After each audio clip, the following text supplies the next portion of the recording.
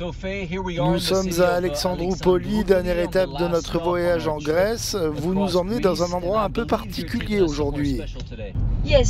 Oui, nous allons dans un lieu grec traditionnel. Nous allons faire ce que font la plupart des Grecs aujourd'hui.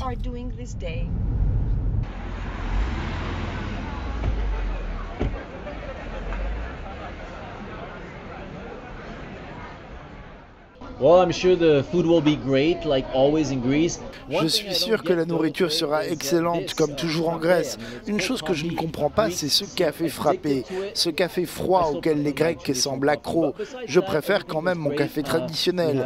Mais à part ça, tout a été formidable. Nous avons fait un voyage extraordinaire. Nous avons rencontré beaucoup de gens passionnants, que ce soit à Metsovo, à Larissa avec les agriculteurs, à Thessalonique, et puis ici dans la région d'Evros, juste à côté de la Turquie. Le problème principal, c'est bien sûr l'immigration, et couvrir cette histoire, pour moi, ça a été le plus dur. Nous sommes allés dans l'un des camps de migrants et de réfugiés, et c'est toujours très difficile de voir les conditions de vie de ces personnes qui viennent de fuir leur pays en guerre et qui doivent vivre dans de telles conditions.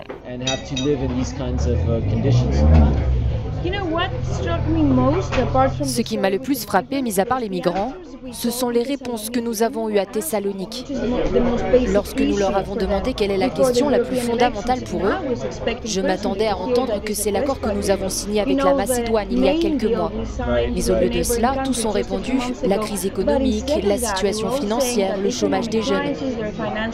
Et je voulais vous demander, vous qui êtes allés en Grèce plusieurs fois ces dernières années, quand vous revenez maintenant, alors que le sauvetage financier du pays est officiellement derrière nous, pensez-vous que les gens sentent qu'il n'y a plus de crise ?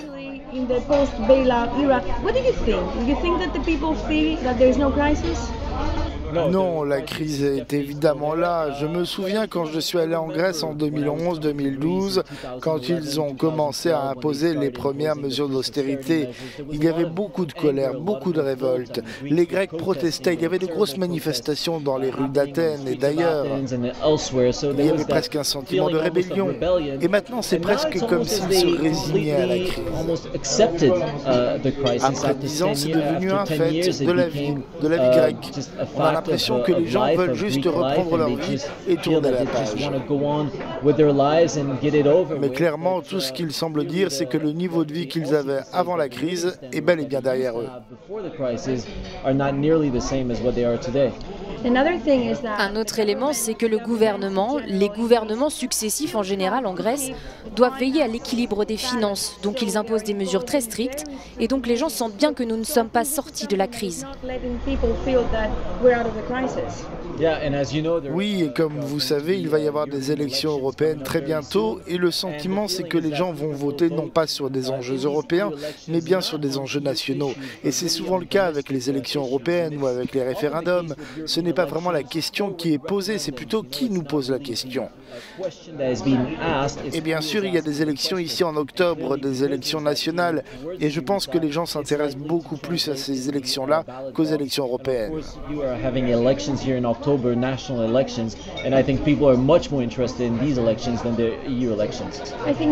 Je pense à une personne, juste une, un Grec qui vit en Belgique, qui nous a dit qu'il allait voter selon des critères européens.